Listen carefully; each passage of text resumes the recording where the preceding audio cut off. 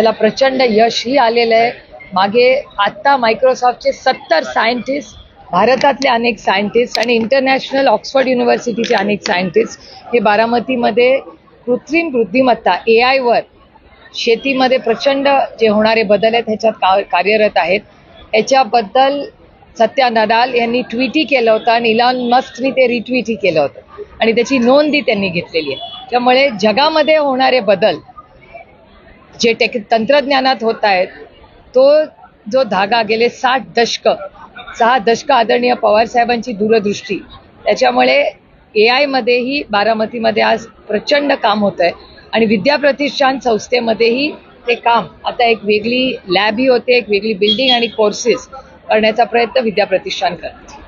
आज पवार कुटुंब एकत्र येणार होतं, म्हणजे तरी कार्यक्रम तरी आर्टिफिशियल इंटेलिजन्सचा असला, मात्र उपमुख्यमंत्री अजित पवार या ठिकाणी आले. मात्र शारदा प्रांगणमध्ये अहिल्याबाई होळकर यांचा कार्यक्रम आहे, त्या ठिकाणी त्यांनी हात लावलेला आहे.